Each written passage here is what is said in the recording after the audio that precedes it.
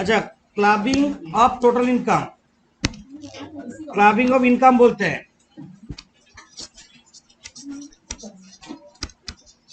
Clubbing of income,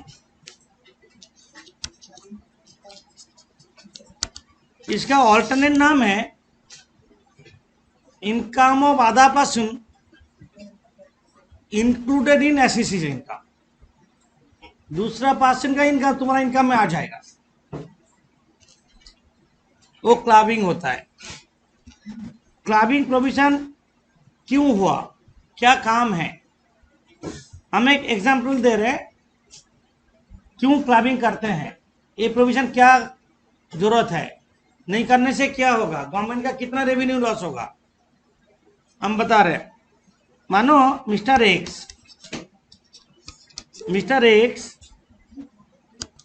x वो total income है मानो ₹8 लाख। 8 लाख का ऊपर टैक्स होगा, 8 लाख का ऊपर टैक्स होगा। 8 लाख का ऊपर टैक्स होता है कितना, बोलो तुम लोग बोलो। अप टू 2,50,000 नील, 2,50,000 से 5 लाख तक 5%, मतलब 12,500, और 5 लाख से 8 लाख तक 20%, 3 लाख का 20% कितना हो रहा है 60,000। टोटल टैक्स कितना हो रहा है 72,500, इतना टैक्स देना होगा। तब मिस्टर एक सोचा ये इनकम को स्प्रेड कर दे, ये इनकम को हम 4 फाइल बना देते हैं, क्या 3 फाइल बनाने से भी चलेगा? 4 फाइल कैसे बनेगा ना, मिस्टर एक्स अपना नाम पे एक फाइल बनाएगा इनकम टैक्स में, उसमें 2,50,000 इनकम कर लिया। मिसेस एक्स का नाम पे एक फाइल बना दिया, वो भी 2,50,000 इनकम कर दिया। सान का नाम पे, उसका नाम पे एक फाइल बना दिया 2,50,000, तो 7.5 लाख गए। और डॉटर का नाम पे एक फाइल बना दिया 50,000, मानो टोटल कितना हुआ 8 lakh.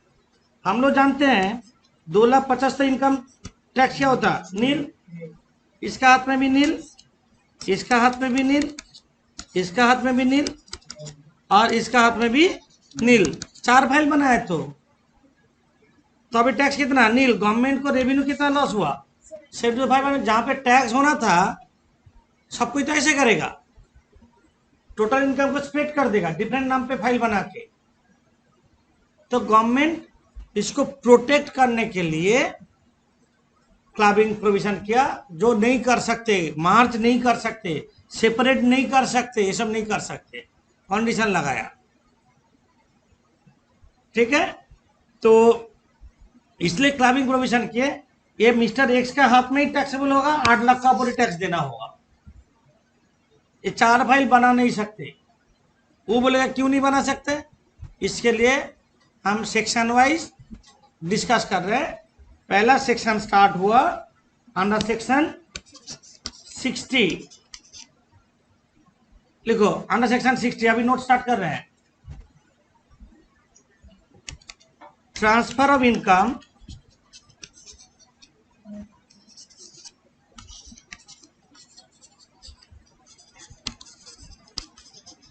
Without transfer of income without transfer of assets. समझे, transfer of income without transfer of assets. तो मिस्टर एक्स का नाम पे एक हाउस प्रॉपर्टी था, जहां से इनकम होता था मानो 2,50,000। मिस्टर एक्स बोला उसका वाइफ को, ये प्रॉपर्टी से जो इनकम है तुम ले लेना, तो तुम्हारा हाथ में टैक्स हो जाएगा, मेरा पास आएगा नहीं, तो और एक फेल बन जाएगा, कर सकता है ना। तो ऐसा सिचुएशन में वो क्या क्या अपना नाम पे जो प्रॉपर्टी है उसका इनकम उसका वाइफ पे नाम पे दे दिया, तो अपना पास ये इनकम इसका पास आता तो 5 लाख हो जाता, वो देखा मेरे पास आने से 5 लाख हो जाए टैक्स आ जाएगा, ठीक है हम वाइफ को दे देते, मेरा इनकम वाइफ को दे देते, बात तो बराबर ही है, घर का इनकम घर में ही रह जाएगा। तो हेडिंग क्या किया, transfer of income without transfer of assets. Assets wife का नाम पे नहीं दिए, प्रॉपर्टी मेरा नाम पे है, इनकम वाइफ को दे दिए। तो लिखो income arising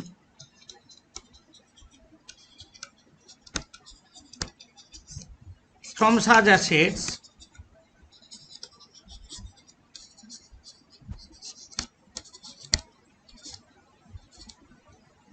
will be clubbed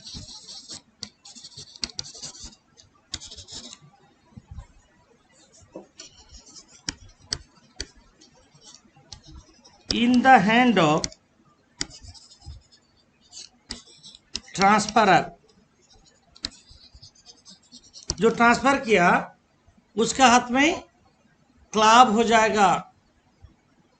हम इन ब्रीफ में बोल दे रहे हैं, जो तुम लोग का दिमाग में आ जाएगा, उसके बाद डिटेल फॉर्म में बाद में पढ़ लोगे, बट बहुत शॉर्ट में बोलेंगे हम, ज़्यादा तुम लोग का है नहीं बीकॉम में, जस्ट कैश क्यों क्लबिंग होता उतना ही है। Clear, transfer of income without transfer of assets. तुम्हारा नाम पे फिक्स डिपॉजिट है, वो फिक्स डिपॉजिट का इंटरेस्ट बोल दिया, डॉटर को बोल दिया तुम ले लो, तो क्या हुआ, तुम इनकम को स्प्रेड कर दिया, तो होगा नहीं, अपना हाथ में टैक्सेबल होगा। Next section, under section 61 transfer under revocable agreement.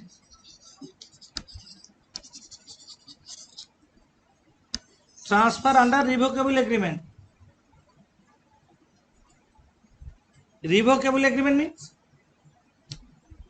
तुम किसी को इनकम ट्रांसफर कर दिया, बाद में उससे ले लोगे, ऐसा कंडीशन में transfer under revocable agreement. Asset transfer कर दिया, एसेट से ट्रांसफर कर दिया ऑन कंडीशन में, जब हम बाद में तुमसे ले लेंगे,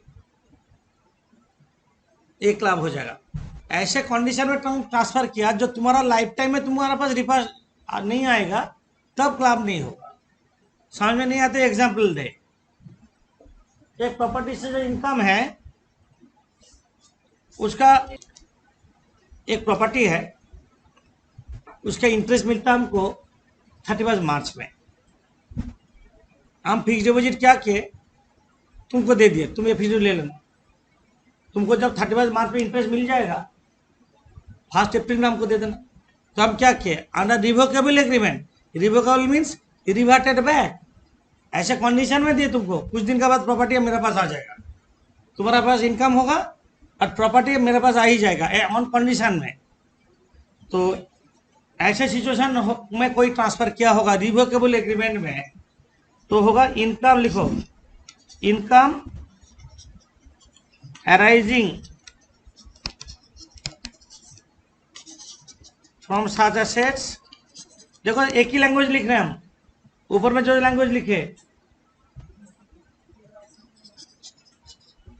ऑलवेज यही होगा, will be clubbed in the hand of transferor. यही लैंग्वेज ऑलवेज लिखोगे। Next, under section 64(1)(2) remuneration of spouse.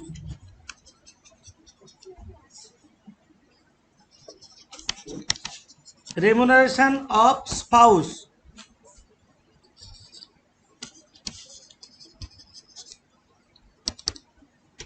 Remuneration मतलब हम लोग क्या जानते हैं, सैलरी। सैलरी हस्बैंड, स्पाउस मतलब हस्बैंड वाइफ, हस्बैंड को भी सैलरी मिलता है एक जगह से, वाइफ को भी सैलरी मिलता है। रेमुनरेशन ऑफ स्पाउस दोनों मार्च हो जाएगा। तुम बोलोगे क्यों, हस्बैंड भी इनकम करते हैं, वाइफ भी, नहीं, 2 फाइल बनना चाहिए। कब क्लबिंग होगा, कंडीशन है, ऑलवेज नहीं होगा, कुछ सर्टेन कंडीशन में क्लब होगा, अदरवाइज दो फाइल ही बनेगा। रेमुनरेशन ऑफ स्पाउस लिखो, if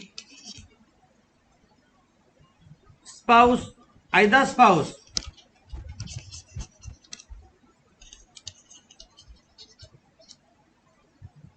receives remuneration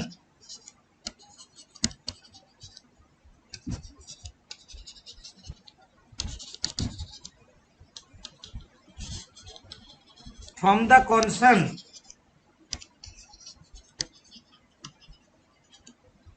concern if remuneration received by other spouse from the concern where they are having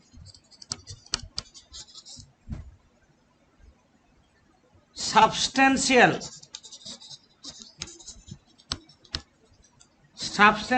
interest,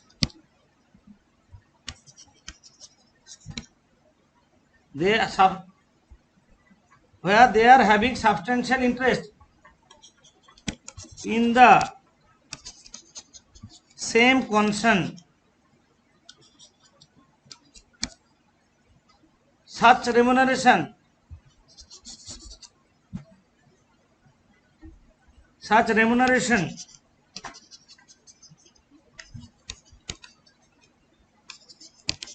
will be clubbed. Clubbed means मर्ज हो जाएगा, clubbed means मर्ज होना, will be clubbed in the hand of either spouse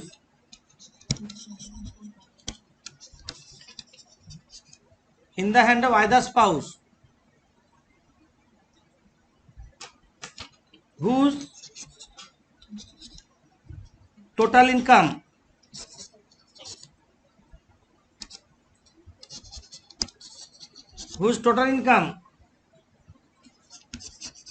other than remuneration is greater,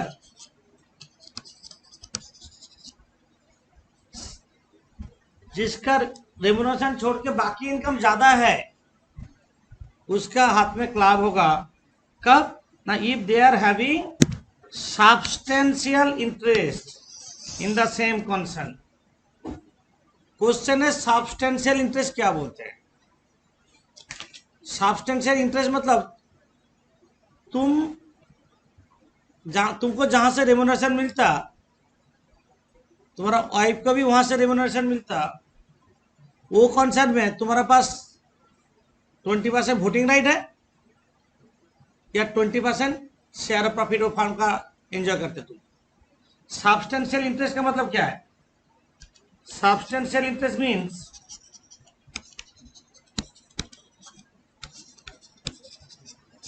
means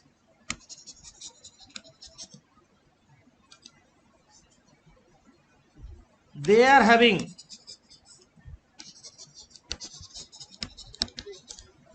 they are having 20%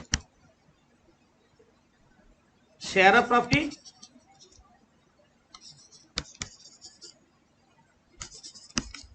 or 20% voting right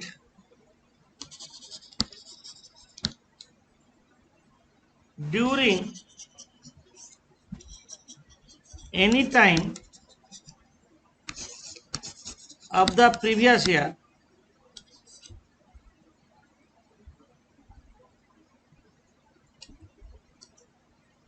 तुम एक partnership farm का partner हो जहां पे तुमको 20% शेयर ऑफ प्रॉफिट मिलता है, वहां पे तुम्हारा वाइफ काम करके उसको रेमुनरेशन मिलता है, that remuneration will be club. Mister x ITC limited का 20% शेयर होल्ड करते हैं, मतलब 20% वोटिंग राइट है। मिसेस एक्स वहाँ पे एम्प्लॉय है, उसको सैलरी जो मिलता है तो 20 सब्सटेंशियल इंटरेस्ट है, तब क्लब हो जाएगा। सब्सटेंशियल इंटरेस्ट मतलब 20% मतलब कब? प्रीवियस ईयर में 20% होने का मतलब है अपने पास हो, वाइफ का पास हो, अपना फैमिली मेंबर हो, रिलेटिव के पास, सब मिला के 20%। 20% मतलब सिर्फ अपने पास नहीं, तुम्हारा पापा का पास 5% है, तुम्हारा पास 15% है, वाइफ का पास 2% है, 22% हो गया सब्सटेंशियल इंटरेस्ट है, तो क्लबिंग होगा। मतलब तुम्हारा व तुम्हारा फैमिली मिला के किसी कॉन्सर्न का 20% शेयर ऑफ प्रॉफिट और 20% वोटिंग राइट है, इसका मतलब है तुम्हारा वो कॉन्सर्न में सब्सटेंशियल इंटरेस्ट है। Remuneration from that concern will be club in the hand of either spouse. Either spouse husband और वाइफ, जिसका इनकम रेम्यूनरेशन छोड़ के ज़्यादा है, उसका हाथ में मार्ज हो जाएगा, एक फाइल बनेगा, वो रेम्यूनरेशन 2 फाइल में नहीं जाएगा, एक फाइल में टैक्सेबल होगा। समझे? इसका कुछ एक्सेप्शन रूल है। एक्सेप्शन कब क्लब नहीं होगा? एक्सेप्शन मतलब विल नॉट क्लब, मार्ज नहीं होगा, तब 2 फाइल होगा।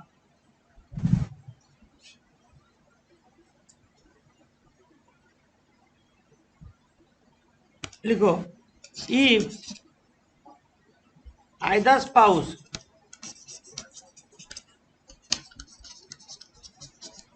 earns income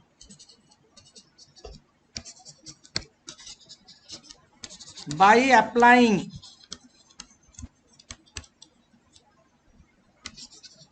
his or her professional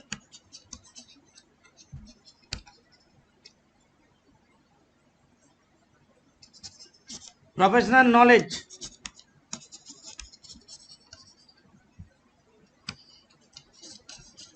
talent, efficiency, अपना टैलेंट अप्लाई करके, अपना टैलेंट अप्लाई करके, अपना एफिशिएंसी अप्लाई करके, अपना नॉलेज अप्लाई करके, अपना प्रोफेशनल क्वालिफिकेशन अप्लाई करके अर्न करते हैं। एफिशिएंसी और qualification,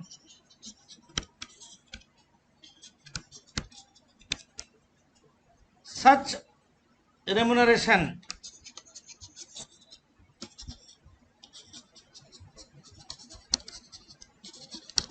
will not be club।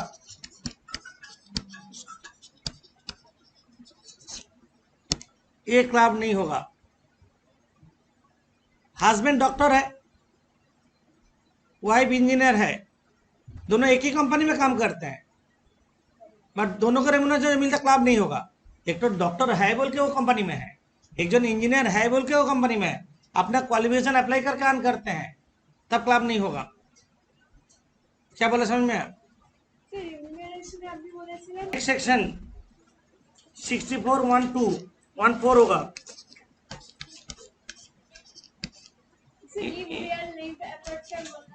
बोल दे रहे।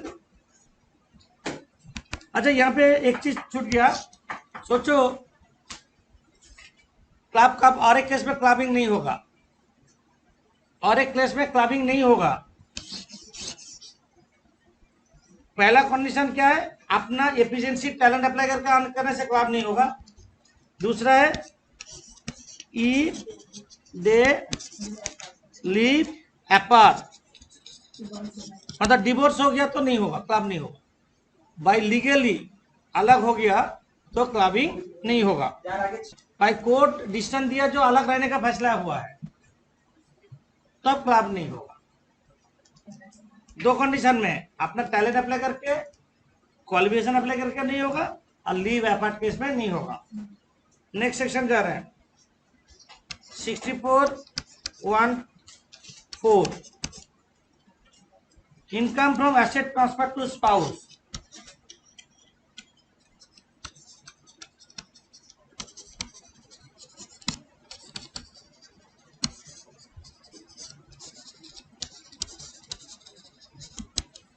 Income from asset transfer to spouse.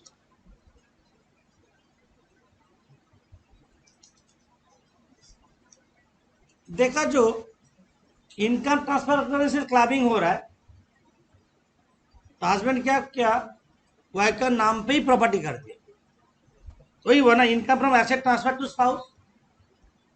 उसका नाम पे लिख दिया, विल कर दिया, रजिस्टर्ड डीड कर दिया, वो देखा मेरा नाम पे प्रॉपर्टी रहने का जो सिचुएशन है वाइफ का नाम पे ही रहेगा, बात बराबर ही है। तो ऐसा कंडीशन में भी क्लब होगा। एसेट ट्रांसफर टू स्पाउस, वो स्पाउस को जो एसेट ट्रांसफर किया, हस्बैंड वाइफ को या वाइफ हस्बैंड को, कोई भी एसेट ट्रांसफर कर दे, income arising from that assets will be clubbed, क्या बोले, in the hand of transfer. तो लिखो same language,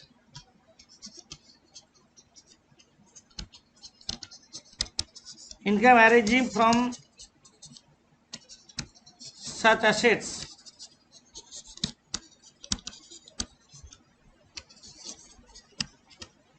clapped in the hand of transferor,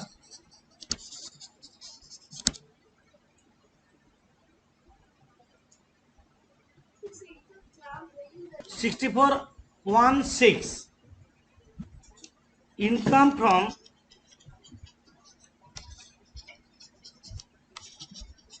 assets transfer to son's wife। देखा, जो स्पाउस को ट्रांसफर करने में क्लब हो जा रहा है, तो सन्स वाइफ को ट्रांसफर किया, मतलब फादर इन लॉ क्या क्या सन्स वाइफ को ट्रांसफर किया। तो वही सेम लैंग्वेज होगा, income arising from that assets will be clubbed in the hand of transfer. Same language हम नहीं लिख रहे हैं, income arising from such assets will be clubbed in the hand of transfer. 64:17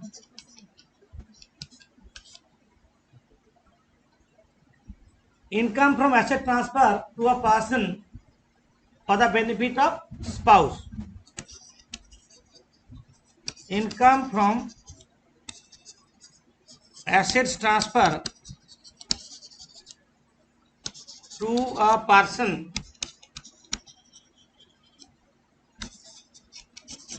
for the benefit of spouse,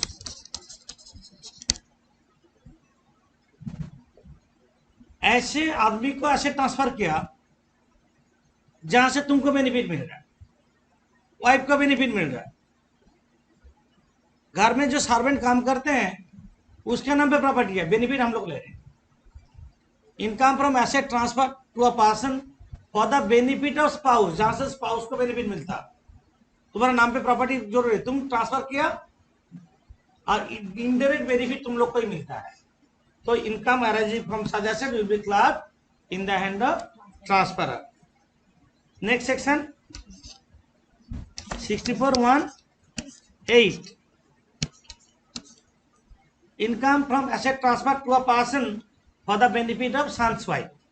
spouse था, होगा son's wife. Income from asset transfer, income from asset transfer to a person for the benefit of son's wife। Sir इसमें और 64:16 में क्या होता है? Income from asset transfer to son's wife, directly son's wife को दिया, यहाँ पे ऐसे आदमी को दिया जहां से सन्स वाइफ को बेनिफिट मिल रहा है। अच्छा, हाँ, वाइफ का भाई डिपेंडेबल है तुम्हारा ऊपर, तुम उसका नाम पे प्रॉपर्टी किया जहां पे सन्स वाइफ को बेनिफिट मिल रहा है। Income from asset transfer to a person for the benefit of son's wife, जहां से सन्स वाइफ को बेनिफिट मिलता। Income arising from the such property will be clubbed in the hand of transfer. जो ये सब काम कर रहा है उसका हाथ में टैक्सेबल होगा। वेरी इंपॉर्टेंट सेक्शन बोल रहे हैं। Next 64(1) capital A, income of minor child.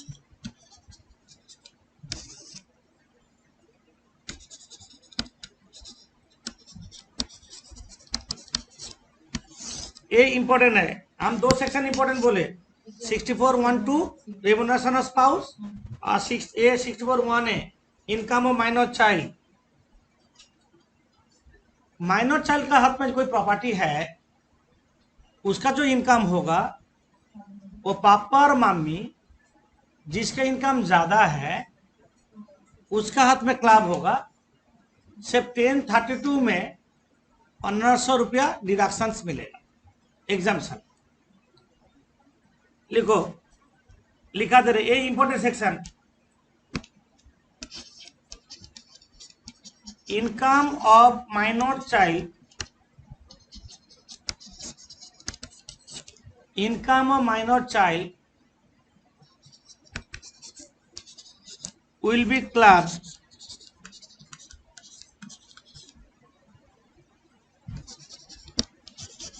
in the hand of either parents, in the hand of either parents whose income is greater, subject to exemption under section 1032 rupees 1500 पर child. सोचो, minor child को bank से fixed, bank में जो fixed deposit है वहां से interest मिला 15,000 रुपया, तो 15,000 रुपया से 1500 रुपया माइनस कर दो, 13,500 पापा और मम्मी जिसका इनकम ज्यादा है ये इंटरेस्ट छोड़ के उसका में जोड़ देंगे, उसका अपना फाइल नहीं बनेगा, माइनर चाइल्ड का अपना फाइल नहीं बनेगा। एक्सेप्शन, एक्सेप्शन, एक्सेप्शन मतलब will not club,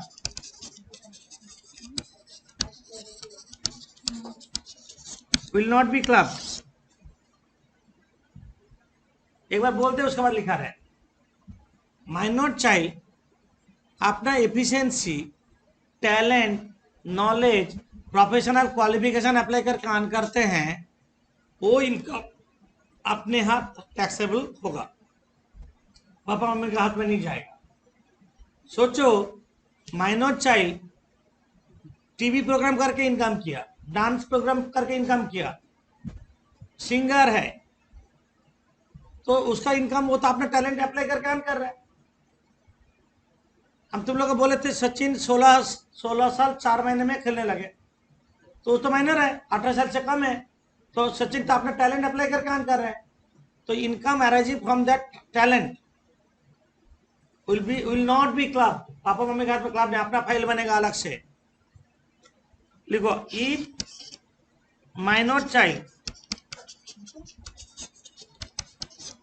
earns income, if minor child earns income by applying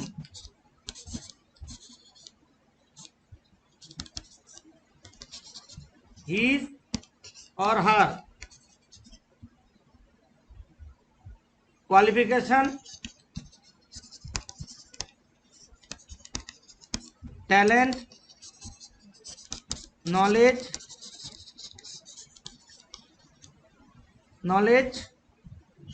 efficiency, etc., such income